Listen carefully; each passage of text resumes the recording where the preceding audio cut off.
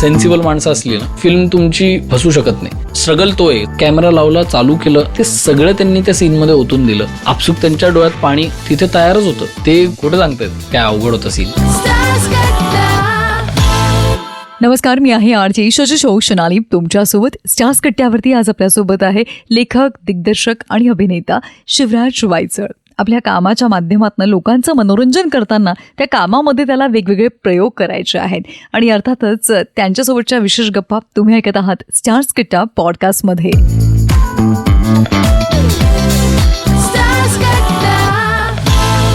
आता थांबायचा नाही मधला जो शिक्षक आहे, अर्थातच ओमचं कॅरेक्टर, त्याच्याबद्दल मला जाणून घ्यावं असं वाटतं. कारण की ओम पर्सनल आयुष्यामध्ये अतिशय वेगळा माणूस आहे आणि जेव्हा तो काम करतो, सीन सुरू होतो, तेव्हा तो अतिशय वेगळा असतो. तर त्याबद्दल सांग. सो ओम आयुष्यात पहिलं पुरुषोत्तमचं नाटक पाहिलं होतं, ओमचं पाहिलं होतं. 2 शूर नावाची एकांकिका होती, आलोकनी बसवलेली. अभय आणि ओम काम करायचं आणि अक्षय टंगसळे. सो ते नाटक मी पाहिलं होतं. अँटॉन चेकॉवच्या एका गोष्टीवरती ते नाटक आहे. आणि ते बघितल्यावर मला असं आलं की हा ॲक्टर कोण आहे यार. म्हणजे मी पहिल्यांदा एक तर पुरुषोत्तमचं नाटक, तरुण पोरं काहीतरी नाटक करतात वगैरे, मी शाळेत होतो, म्हणजे जस्ट कॉलेजला आलो होतो. तर तेव्हा मला बघून असं वाटलं की काहीतरी आहे, हा माणूस काहीतरी डेंजर आहे.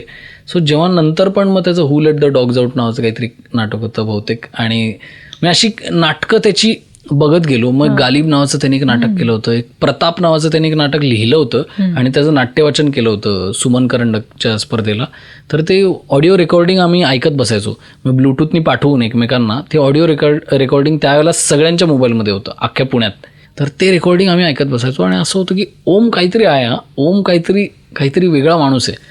आणि हळूहळू जसं त्याचं काम बघत पुढे गेलो, असं होतं की याच्यावर एकदा तरी आपल्याला काम करायला मिळालं पाहिजे. आणि म्हणजे नो डाऊट हे पुण्यातलं कुठलाही ॲक्टर, डिरेक्टर तुम्हाला सांगेल की ओम भूतकर सारखा नट म्हणजे आत्ता पुण्यात नाही आहे. की तो इतका चांगला अभिनेता आहे की तो जेव्हा काहीतरी काम करतो तो अख्खं प्राण अर्पून काम करतो. म्हणजे तुम्हाला ते कॅरेक्टर तुम्हाला काहीतरी नवीन शिकवतो तो. सो तसं होतं जेव्हा स्क्रिप्ट झाली लिहून, तेव्हा शिक्षक म्हणून एकच नाव डोक्यात होतं, ओम भूतकर. की म्हणजे दुसरं कोणी डोळ्यासमोरच नव्हतं. की म्हणजे मी म्हणलं, आणि ह्या कॅरेक्टरसाठी म्हणजे भरत सरांचं कॅरेक्टर आणि ओमचं कॅरेक्टर ह्याच्यासाठी मी कोणाशीही भांडायला तयार आहे की हे मी कॅरेक्टर चेंजेस करू शकत नाही, किंवा ह्या कॅरेक्टर जसं लिहिलंय त्यात एक शब्दही मला चेंज नाही करायचा. सो जेव्हा ओमला स्क्रिप्ट ऐकवली, आणि ओम बरीच वर्ष काम करत नव्हता की कारण त्याला हवं तसं काम येत नव्हतं, विचारलं जात नव्हतं. सो तो त्या ह्याच्यात होता की मला जेव्हा आवडेल तेव्हाच मी काम करणार किंवा असं काहीतरी. तर मी त्याला भीतभीतच फोन केलेला की ओम असं आहे एक ओमजी, तर तुम्ही भेटाल का मला वगैरे. म्हणलं हां भेट ना. तो म्हणलं तुला आधीच सांगतो मी काही फार करत नाही आत्ता काम. तर म्हणलं हो, तू जस्ट मला तुला ऐकवायचं आहे काय आहे माझ्याकडे. आणि आम्ही असे होतो की आता ह्याला असं ऐकवू की हा नाही म्हणालाच नाही पाहिजे. सो मी त्याला गोष्ट ऐकवली, त्याला सगळं सांगितलं, रिअल स्टोरी आहे आणि असं तसं सगळा सेटअप सांगितला. आणि मग तेव्हा तो म्हणला, सगळं ऐकून तो एक्साईट तर झाला, पण तो म्हणला मला स्क्रिप्ट पाठव आज रात्री, मी वाचल्यावरच मी निर्णय घेऊ शकतो, नाही तर मी नाही येणार आणि मी नाही करणार, मी तोंडावर सांगतो. तर मी त्याला स्क्रिप्ट पाठवलं आणि मला एक कॉन्फिडन्स होतं की त्याला आवडलं तर आहे नक्की. मग स्क्रिप्ट मग त्यांनी वाचलं रात्रीत. सकाळी मला फोन केला, तो म्हणला भाई आपण करूया, मला हे आवडलंय, माझे काही पॉईंट्स आहेत, आपण बसूया, आरामात बसूया, पण मी करतोय. आणि मला असं हे झालं, ओम भूतकर आला ह्यातच. आणि मी लगेच प्रोड्युसरला फोन करून, सगळ्यांना फोन करून की ओम हो म्हणाला. तेव्हा माझ्यासाठी विक्ट्री मोमेंट सारखं होतं ते. सो ओम हो म्हणाल्यावर, आणि तो ज्या प्रकारे आला ऑन बोर्ड, आणि जेव्हा त्याच्या स्क्रिप्टवर पण इवन फिल्ममध्ये जेव्हा सीन्समध्ये काही डायलॉग्स आहेत, हे ओमचं इनपुट आहे. ते म्हणींचा जो प्रकार आहे हे ओमचं इनपुट आहे. की तो म्हणला मी म्हणी वापरतो, मी काही म्हणी काढल्यात त्या आपण डिस्कस करू, तुला आवडते ती म्हण सांग, मग ती मी तिकडे घेतो. सो असं करत त्यांनी डिस्कस करत ना, त्यांनी ते म्हणींचं इनपुट जे आहे, आणि फिल्ममध्ये आपण बघतो की ते इतकं चांगल्या प्रकारे ट्रान्सलेट होतं. प्रत्येक म्हणीला जेव्हा मी थिएटरमध्ये आज बघतोय, प्रत्येक म्हणीला लोक रिॲक्ट होत आहेत. सो हे त्याचं इनपुट आहे. आणि म्हणजे काही डायलॉग्स पण फार इंटरेस्टिंगली त्यांनी आणले फिल्ममध्ये, आणि त्या प्रकारे त्यांनी कॅरेक्टर स्वतःचं एक जे बनवलं की असं होतं की त्याच्याशिवाय दुसरं कोणी मला आता इमॅजिनच होत नाही, किंवा कोणालाच बघणाऱ्याला पण असं होतं. आणि बघणाऱ्या ऑडियन्सलाही वाटेल की आपल्याला असे शिक्षक का नाही मिळाले. एक्झॅक्टली. म्हणजे आम्ही आता थिएटर व्हिजिट्स करत फिरतोय, तर तिथे लोक येऊन त्याला तेच म्हणतात की असे शिक्षक मला मिळायला पाहिजे होते, असे शिक्षक पाहिजे, किंवा तुम्ही ज्या प्रकारे बोलताय ते आम्हाला असं वाटतं खरंच शिक्षक माणूस आहे. किंवा आम्ही आता असं करणार. एक्झॅक्टली. इवन खूप शिक्षक येऊन भेटून जातात की सर तुम्ही म्हणजे काय शिक्षकाचं ट्रेनिंग घेतलंय का किंवा काय मी केलंय जेव्हा का. कालचा शो पाहायला गेले होते तेव्हा माझ्यासोबतही शिक्षकांचा ग्रुप होता आणि त्यांना इतका आनंद आला होता त्यांच्या चेहऱ्यावरती, तो मला दिसत होता की वा खूप मस्त आहे. आणि तो काय करतो ना, तो त्या माणसाचं इमोशन पकडतो. सगळ्यात महत्वाचं काय आहे कॅरेक्टर म्हणून, इमोशनल लेवलला ते कुठे आहेत. सो ते त्यांनी जे शिक्षकाचं इमोशन आणि ती पोटतिडकी पकडली आहे ना, त्यांनी असं वाटतं की हा खरंच शिक्षक आहे, मला याची शिकवणी लावायला आवडेल. सो ते ओमचं मॅजिक आहे ते, म्हणजे तो येतो स्क्रीनवर आणि मॅजिक तयार होतं. खूप मस्त. अप्सराचा जो भांडणाचा सीन होता त्याच्या घरातला, त्याबद्दल सांग. सो तो स्क्रिप्ट लेवलला फनी सीन म्हणून लिहिला होता आम्ही, की तो सीन जो आहे तो एक असा कॉमेडी सीन असेल असा म्हणून. म्हणजे जेव्हा मी नरेशन पण देतो तो कॉमेडी होता, म्हणजे लोक त्याच्यावर खूप हसायचे सुरुवातीलाच. सो जेव्हा प्राजक्तानी परफॉर्म केला तो सीन, आम्ही रिडिंगच्या वेळेला पण एकदा केलं होतं तेव्हा पण लोक हसले होते. जेव्हा त्यांनी परफॉर्म केला ना सीन पहिल्यांदा रिहर्सलमध्ये, तर आम्हाला असं यार हा सीन कॉमेडी नाही आहे, हा कॉमेडी त्याच्या म्हणजे आपण लांबून बघितलं तर आहे, पण हा किती खरा म्हणजे डेंजर सीन आहे हा. म्हणजे त्या स्त्रीला जे जे वाटतंय त्या माणसाविषयी त्याचा सीन आहे हा. मग आम्ही त्या सीनला टोनच तसा ठेवला की तो फनी वाटेल पण त्याच्या मुळाशी काहीतरी खरं आहे. म्हणजे ती खरं बोलते की तो नवरा तिला शिकण्यापासून अडवतोय आणि हे इतकं डेंजर का खोटं बोलली, आणि तो स्वतः कसाही वागणार आणि ते चालवून घ्यायचं. फिल्ममध्ये बरेचसे सिक्वेन्स आहेत ते घेता नाही आले फायनल फिल्ममध्ये, पण तिच्या घरचे पण आम्ही बरेचसे सिक्वेन्स शूट केले होते. सो ते जे आहे ना, तर ते कुठेतरी सुनावणं आहे ना, तर तिने ज्या प्रकारे केलं ना त्यांनी तो सीनचा अर्थ बदलला थोडा, म्हणजे जास्त नाही की, पण तो एक इम्पॅक्ट जो आहे ना तो तिच्या परफॉर्मन्समधून आला. सो तो सीन झाल्या असं झालं होतं की हां या सीनचा मला टोन कळलेला आहे, आणि जो फनी वाटणारा सीन तो एक काहीतरी सिरियस आहे, पण म्हणजे सटायर जे आहे त्यातलं ते करेक्ट तिने बाहेर काढलं आणि ते फार चांगलं त्यामुळे डिलिव्हरच झालं. आणि सगळ्यांना सेटवरच ते फील झालं की हा सीन किती पॉवरफुल सीन झाला, जो एक फनी सीन म्हणून खपला असा एरवी, पण तो तिने ज्या प्रकारे केला. इवन किरण आणि जो यश म्हणून आमचा ॲक्टर आहे, त्या तिघांनी ज्या प्रकारे तो सीन धरला ना, की त्यामुळे त्या सीनचा अर्थच बदलला आणि तो सीन तसा पॉवरफुल सीन म्हणून झाला. बऱ्याच जणांनी सांगितलं की त्यांच्यासाठी डिफिकल्ट सीन त्यांना वाटला कुठला, तर तो संविधानाचा होता. जेव्हा शेवटचा पेपर लिहिताना ते रडतात, बाहेर जातात आणि मग पुन्हा येऊन ते लिहायला लागतात, तर त्याबद्दल तू काय सांगशील? ते खूप छान मांडलंयस तू. सो तो मला सगळ्यात फिल्ममधलं सगळ्यात आवडतं सीन आहे. म्हणजे फिल्ममध्ये असे असंख्य सीन आहेत जे मला आवडतात, पण तो माझा सगळ्यात आवडता सीन आहे.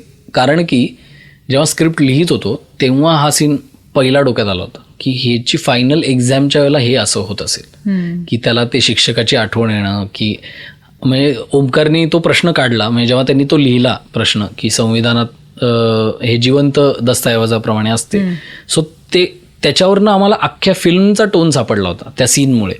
सो तो सीन आमच्यासाठी खूपच महत्त्वाचा आणि लाडका सीन आहे. आणि ज्या प्रकारे मी जेव्हा पण म्हणजे नरेशनमध्ये पण त्या पॉईंटला जिथपर्यंत जेव्हा यायचो तेव्हा मी तो सीन सांगताना मी एक्स्ट्रा ॲक्टिंग करायचो की लोकांना तो सीन पोचावा, की म्हणजे ऐकणाऱ्याला ते फील व्हावं की काय मला म्हणायचं आहे या सीनमधून. सो जेव्हा भरत सरांना पण ऐकवला ते ओके होते, हां ओके हां अच्छा असा सीन आहे, तो रडतो वगैरे आठवण येते. आणि ते पण ते म्हणतायत खरं अवघड गेला वगैरे, तर त्यांना काहीच अवघड गेला नाही. आम्हाला खूप अवघड जात होतं की एवढं हे करतायत तर हे टिपायचं कसं चांगलं आहे नाही, कारण असं होत होतं की हे खूप करा, खूप अजून तुम्ही खूप भारी करताय. सो आम्ही त्याचे 10 टेक घेऊया का 15 टेक घेऊया, पण त्यांनी 2-3 टेकमध्ये ते संपवलं होतं विषय. आम्हाला जास्त करावं पण लागलं नाही. ते म्हणतात ते खोटं सांगतात की त्यांना सोपा काय अवघड होतं सीन त्यांच्यासाठी तो, कारण काय होतं तोपर्यंत भरपूर शूटिंग झालेलं होतं. म्हणजे सगळे एक्सपिरियन्सवाले जे सीन्स होते ते झाले होते आणि ते सगळं त्यांनी त्या सीनमध्ये ओतून दिलं. त्यामुळे आपसूक त्यांच्या डोळ्यात पाणी तिथे तयारच होतं. म्हणजे कॅमेरा लावला, चालू केलं, म्हणजे रोल झाला. कालही ते रडले. हो का? अरे पण त्यांनी म्हणजे ते मॅजिक तयार केलं आणि तिथं आसपास लहान पोरं आहेत आणि सगळे त्या लहान मुलांना ते फील व्हायला लागलं की अरे आजोबांना काहीतरी होतंय. तर तो जो फील आहे ना तो त्यांनी तिथे तयार केला. म्हणजे तो एक्सपिरियन्स जो आहे ना, आणि मी त्यांना काही इन्स्ट्रक्शन किंवा काही देत नव्हतो. मी म्हटलं की आता तुम्ही फक्त पेपर बघा, वाचा, तुम्हाला जे फील होतंय ते फील करा आणि तुम्हाला वाटतंय ते करा.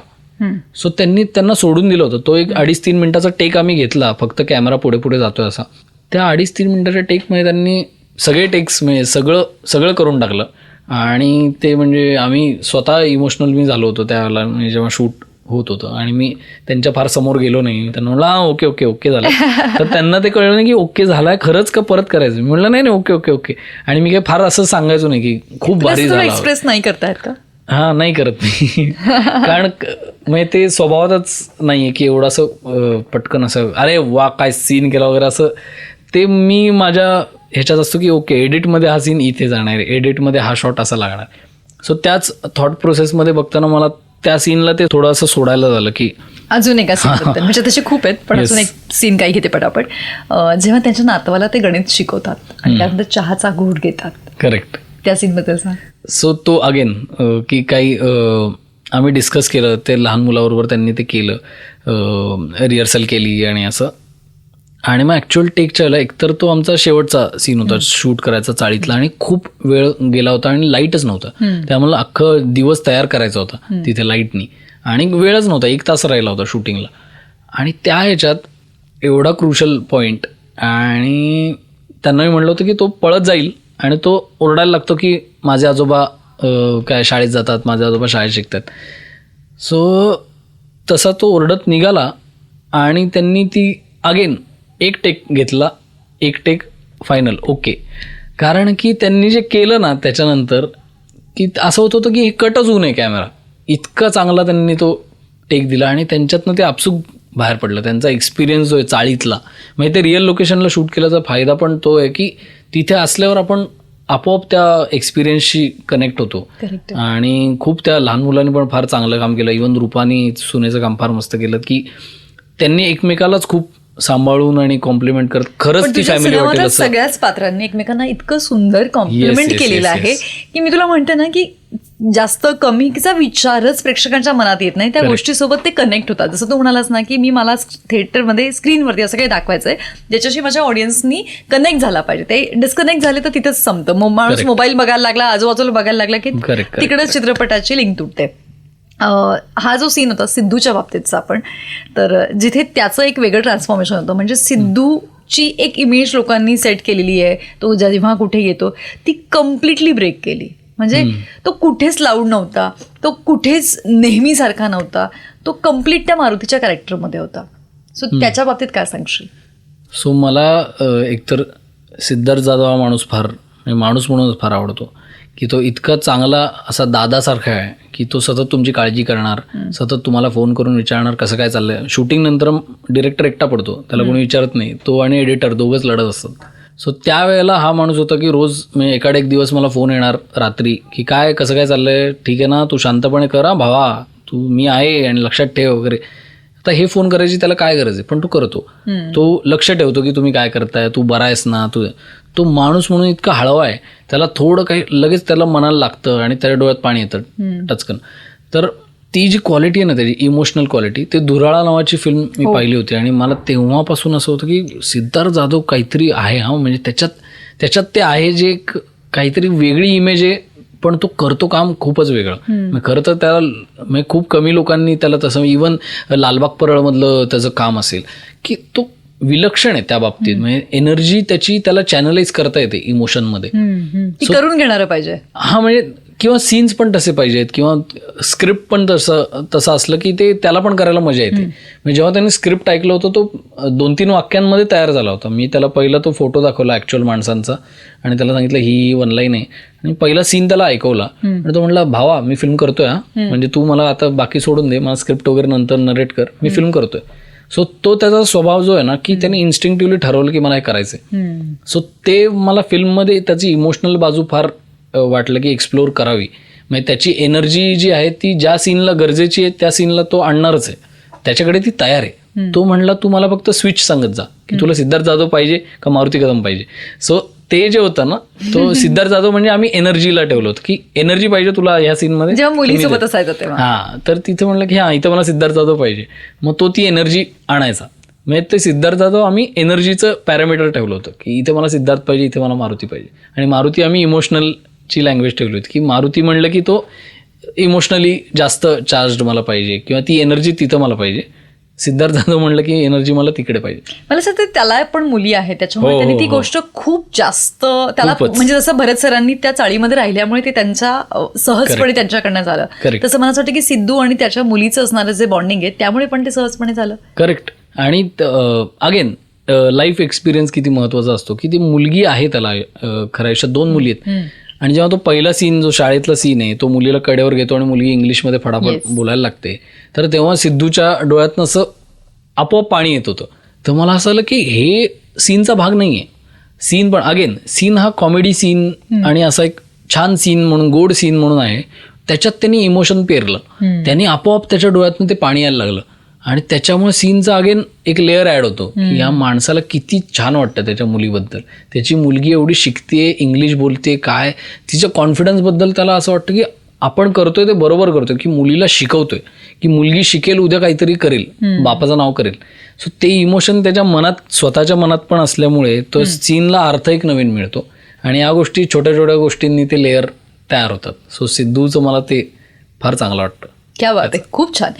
मला सांग की आजचा मराठी सिनेमाचं जे क्षेत्र आहे तर तुला कुठल्या दिशेला जाताना दिसतंय आणि तिथे तू स्वतःला कुठे बघतोयस?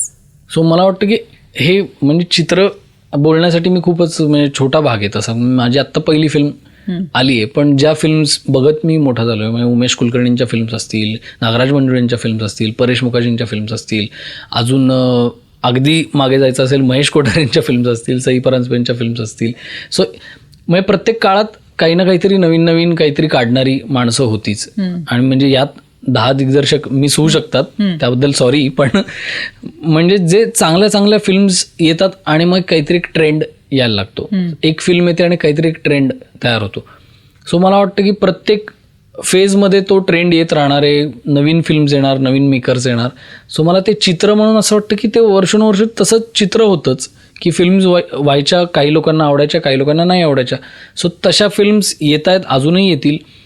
पण त्यात आपलं म्हणजे मी कलाकार म्हणून मी काय करतोय, तर माझं कॉन्ट्रीब्युशनकडे माझं जास्त लक्ष आहे. मी आणि माझे मित्र आसपासचे माझ्या ओळखीचे काय काम करतायत, सो त्यांना वेळोवेळी मी मदत करणं हे माझं मी कर्तव्य समजतो. की आता माझा फिल्म म्हणजे माझा मित्र एक फिल्म नवीन करत असेल, त्याला जर काही मदत लागणार असेल तर मी तिथे धावून जायला पाहिजे, किंवा त्याला काहीतरी एक थोडं काहीतरी पिच करायला मदत हवी तर मी तिकडे धावून गेलं पाहिजे, त्याला काय प्रोड्युसर शोधायला मदत हवी तर मी तिकडे धावून गेलं पाहिजे. सो मला वाटतं ती जबाबदारी जेव्हा मी काहीतरी एक फिल्म करतोय, मला काहीतरी मिळालंय, तर मी ते सगळं माझ्या मित्रांसाठी, माझ्या समकालीन दिग्दर्शकांसाठी, ॲक्टर्ससाठी मी ते उभं राहिलं पाहिजे, किंवा टेक्निशियन्ससाठी. सो मला वाटतं ते फार महत्त्वाचं वाटतं. त्यांनीच ते चित्र म्हणून राहील, नाहीतर मग ते असं काहीतरी कॅरिकेचर होऊन जाईल. ओके, मला असं वाटतं की जेव्हा एखादा चित्रपट उत्तम होतो ना, त्याच्या मागे लेखन हे सगळ्यात आधी असतं. म्हणजे तुझ्या सगळ्या कलाकारांनी तुला पण तुझं दिग्दर्शनाचं काम ते सहज सोपं तेव्हा झालं जेव्हा त्याचं लेखन उत्तम होतं. आय थिंक ओमकार गोखले आणि अरविंद जगताप सर, ओमकार गोखले आणि तू, याचे 3 रायटर्स आहेत. त्यामुळे 3 रायटर्सचे 3 वेगळा पर्स्पेक्टिव्ह त्याच्यामध्ये आलेला आहे. तर लेखक म्हणून तुला काय वाटतंय की आज मराठी सिनेमाला पुढे नेण्यासाठी आपण काय जबाबदारी घ्यायला पाहिजे? मला तेच वाटतं, एकतर ही टीम फार चांगली, म्हणजे ओमकार माझ्याबरोबर नाटकांमधनं आम्ही काम करत करत मोठे झालो. अरविंद सर तर आम्हाला भेटले आणि ते तर म्हणजे एक्सपिरियन्सचे बादशाह आहेत, आणि या बाबतीत म्हणजे हा विषय त्यांच्या खूप जवळचा होता. सो त्यांचे पण इनपुट्स, इव्हन तुषार हिरानंदानी सर जे क्रिएटिव्ह प्रोड्युसर, त्यांचेही इनपुट्स जे होते ना स्क्रिप्टवर, तर ही रायटर्स रूम हा जो प्रकार आहे ना, तर तो खूप राबवला पाहिजे असं मला वाटतं. जनरली असं होतं की एक रायटर लिहितो काहीतरी आणि मग त्याच्यावर काही फार म्हणजे क्रिएटिव्ह डिस्कशन होत नाही, त्यातनं मग एकांगी फिल्म निघून जाते. बऱ्याचदा असं काही डायरेक्टरला ते वाटत नसतं, पण तरी रायटरनी लिहिले तर मग करून टाकूया. सो ते असं जे होतं ना, तर ती प्रोसेस मला वाटतं की ती डिस्कशन व्हायला पाहिजे, स्क्रिप्टवर डिस्कशन्स व्हायला पाहिजे. आणि जास्तीत जास्त वेळ तुम्ही स्क्रिप्टवर, म्हणजे शूटिंग वगैरे ते होऊन जातं, पण स्क्रिप्टवरचं काम जे आहे ना त्याला वेळ द्यावाच लागतो. म्हणजे तिथं सुट्टी अजिबातच देऊन चालणार नाही. सो मला वाटतं की आता जे कोण आहेत म्हणजे काम करतात, म्हणजे नाही करत असातला भाग नाही, जे करणारे आहेत ते स्क्रिप्टवर काम करतातच. तर मला वाटतं की आता जे काम करणारे आहेत, आता जे फिल्म मेकर्स आहेत, तर स्क्रिप्ट हे इतकं महत्वाचं आहे. आणि विषय जो आपण निवडतोय, सो मला गिरीश कुलकर्णींनी फार एक भारी वाक्य सांगितलं होतं की तुझी फिल्म अशी पाहिजे ना, किंवा फिल्ममधले सीन्स असे पाहिजेत ना जे कोणी पाहिलेच नव्हते. ह्या आधी कधीच कोणीच हे सीनच इमॅजिन केलं नव्हते, किंवा असा सीनच पाहिला नाही. सो ते नाविन्यात टिकून राहणं जे आहे ना, सो गिरीश कुलकर्णी ज्या प्रकारचे सीन्स लिहितात किंवा ज्या प्रकारचे डायलॉग लिहितात, सो आम्ही तो प्रयत्न केला की हे सीन आपल्याला नवीन वाटले पाहिजेत, सो किंवा हा विषय आपल्याला नवीन वाटला पाहिजे. सो असे विषय शोधणं, अशा लोकांपर्यंत पोचणं की ज्यातनं आपल्याला फिल्म सुचू शकते किंवा आपल्या आयुष्यातल्या प्रसंगांमधनं ज्यातनं फिल्म सुचू शकते. सो असं काहीतरी करायचं की जे कोणी पाहिलंच नाही किंवा कोणी हे इमॅजिनच केलं नव्हतं की असं होऊ शकतं. सो ते मला वाटतं ते USP ठरेल आपल्याला रायटिंग वाईज, की हे कोणी पाहिलंच नाही किंवा हे कोणी ऐकलंच नव्हतं.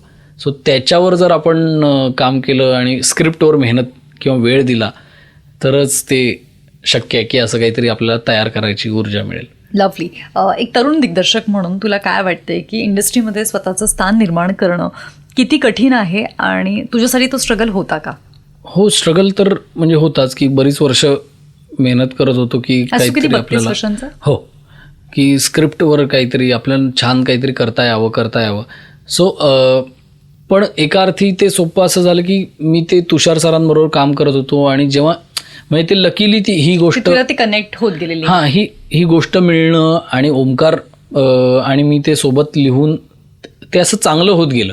म्हणजे असं या फिल्मच्या एका एक्सपिरियन्सवर मी काही फार तारे नाही तोडू शकणार की कसं मला हे झालं किंवा, पण हे माणसं जमत गेली आणि ते करेक्ट, हे असतं महत्त्वाचं की माणसं करेक्ट जॉईन होणं तुमच्या प्रोसेसला.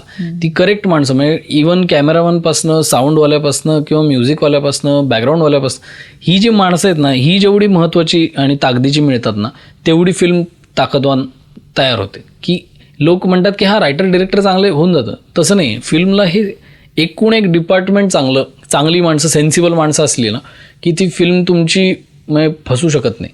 त्याला काहीतरी मिळतंच. स्ट्रगल तो आहे, चांगली माणसं मिळवणं हा स्ट्रगल आहे खरं तर. खरंय, कारण ते एका पेजवरती असणं. एक्झॅक्टली. ओके, मला असं वाटतंय की आज ना भारताच्या बाहेर गेलेला माणूस जो आहे तो इतक्या मोठ्या लेवलवरती विचार करतोय की मराठी सिनेमा मोठा व्हायला पाहिजे, आम्हाला दाखवायला पाहिजे, किंवा ती गोष्ट ते मिस करतात. आज आपण महाराष्ट्रात पाहिलं तर नाही लोकांकडे ती विचार आहे. म्हणजे थिएटर स्क्रीन जेव्हा एखादा ट्रेलर येतो तेव्हा ते बघून तिथे खूप रिॲक्ट करतात, पण थिएटरमध्ये जाण्याचे कष्टच ते घेत नाहीये. मग अशा स्थितीमध्ये रिजनल सिनेमा हा ग्लोबल सिनेमाकडे कसा जाऊ शकतो? काही कारण की कन्नडा फिल्म्सने दाखवून दिलेलं आहे, मल्याळम फिल्म्सने दाखवून दिलेलं आहे, त्या तर आपल्यापेक्षा पण छोट्या होत्या आणि आता त्यांचं आपण बघितलं तर कम्प्लिटली सिनॅरिओ चेंज झालेला आहे. तर मग आपल्या मराठी भाषेतल्या चित्रपटासाठी किंवा सिनेसृष्टीसाठी काय अपेक्षित आहे तुला? कुठे आपल्याला विचार करणं गरजेचं आहे? मला वाटतं आत्ता चॅलेंज एकच आहे की ऑडियन्स थिएटरपर्यंत आणणं आणि हवे तसे म्हणजे पब्लिसिटी आणि मार्केटिंग ह्या ज्या गोष्टी आहेत ते म्हणजे लोकांपर्यंत पोचणं बेसिकली. कारण आत्ता काय होतंय, आत्ता पण 1 तारखेला हिंदी सिनेमे पण आले, मराठी पण आलेत, अजून साऊथचा एक कुठला तरी सिनेमा आलाय, इंग्लिश सिनेमा आलाय. सो एक 7-8 पिक्चर एकाच तारखेला रिलीज झाले. त्यामुळे स्क्रीन्सची मारामारी तर चालूच आहे. पण एक मला चांगलं वाटतंय की आपण आत्ता ऑडियन्स येत नाही याच्याविषयी बोलतोय, पण मी गेले 5 दिवस हे फक्त ऑडियन्स किती आलाय ह्याच्यावरतीच ह्याच पोस्ट बघतोय की म्हणजे अरे इथे हाऊसफुल झालाय, अरे इथे हाऊसफुल झालाय, तिथे हाऊसफुल झालाय. सो मला असं होतं की काहीतरी चार्जच लागतो. म्हणजे आता ही बहुतेक सुरुवात झाली असावी की आता लोक येतील, आता जे सिनेमा येतील चांगले. सो मला एक की ती थाळी चांगली जर मिळाली ना तर ते लोक येतात असं मला वाटतं. की फिल्म चांगली असली, ट्रेलर असला चांगला की आणि आपली एक सवय की आपण कुणीतरी सांगितल्याशिवाय पिक्चर बघत नाही. ट्रेलर जरी आवडला तरी लोक आपल्या इथं एक हे फॉलो करतात वर्षानुवर्ष.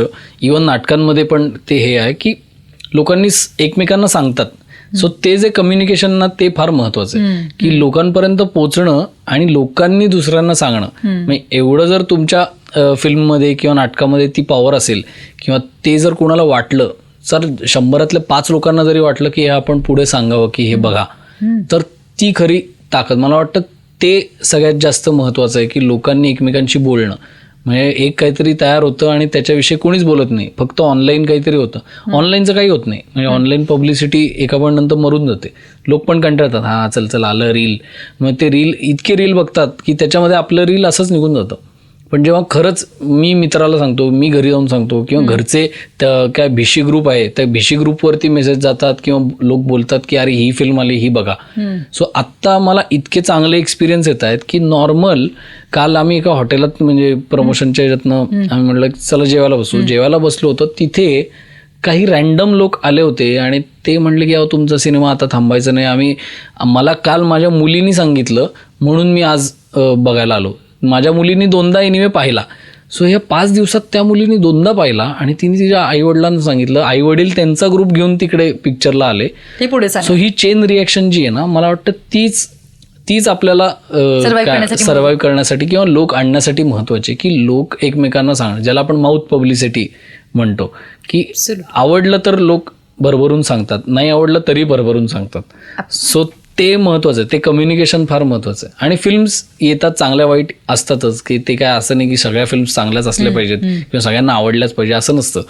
फिल्म येते त्याचं काहीतरी होतं आणि ती पुढे येते आणि लोक येतात, म्हणजे प्रेक्षक येत नाही वगैरे असं मला म्हणजे आता या अनुभवावरनं तरी नाही वाटत आहे. तू काय देतोस त्याच्यावरती ते ठरणार आहे की एक्झॅक्टली. आणि तो विषय आणि तो ज्या प्रकारे मांडला गेलाय तर त्याला आता गुलकंद आणि आता थांबायचं नाही, दोन्ही पिक्चर आहेत, दोन्ही पिक्चर चालू आहेत, जोरदार पब्लिक आहे आणि सगळे येत आहेत, सगळे बोलत आहेत, स्वतःहून भरभरून लिहित आहेत. सो अजून काय म्हणजे ह्या गोल्डन म्हणजे हेच माझ्यासाठी ग्लोबलच वाटतंय की म्हणजे आत्ता अमेरिकेतनं किंवा लंडनमधनं फोन येत आहेत की अरे इकडे कधी लागणार आहे, इकडे कधी लागणार आहे. सो हेच मला वाटतं की हेच व्हायला पाहिजे की ग्लोबलकडे जाणार. हा, रिजनल टूच ग्लोबल ते गेलं पाहिजे. तर रादर दॅन सगळीकडेच रिलीज झाला आणि मग सगळीकडेच सगळे लोक बघतात, तर ते इथे जेव्हा ते तापेल वातावरण तर तेव्हा कुठेतरी मग ग्लोबली अजून मग ती जास्त उत्सुकता वाढते आणि जास्त लोक बघायला तयार होतात असं मला पर्सनली वाटतं. मी तुझ्याच फिल्ममधला डायलॉग म्हणतीये की मला असं वाटतंय की तुला कदाचित आग पेटवायला सांगितलीये पण तू वणवा पेटवलेला आहे, त्यामुळे निश्चितच हा वणवा दूरपर्यंत पसरत जाणार, यात काही शंका नाही. आता माझ्या टीम मधले इथे जे आहेत, आमच्या सिद्धूनी 2दा सिनेमा बघितलेला आहे, तिसऱ्यांदा बघण्याची पण त्याची तयारी, आम्हाला दुसऱ्यांदा बघायचं आहे. त्यामुळे तू म्हणालास ना की 5 दिवसामध्ये जर दुसऱ्यांदा चित्रपट बघण्याची इच्छा होतीये तर ते तुझं आणि तुझ्या संपूर्ण टीमचं यश आहे. गुलराजचं कौतुक, ज्यांनी सुंदर यासाठी म्युझिक दिलंय. येस, अरे गुलराजनी तर म्हणजे जेव्हा टायटल सॉन्ग त्यांनी, म्हणजे ह्याचा एक किस्सा आहे छोटासा, की टायटल सॉन्ग त्यांनी आधी एक पाठवलं होतं पण ते काही क्रॅक झालं नाही, ते काय असं वाटलं की अजून काहीतरी पाहिजे. सो आमचं शूट चालू होतं आणि 2-3 सीन वर्गातले असे मॉन्टाज टाईप सीन्स होते छोटे छोटे प्लॅन्ड.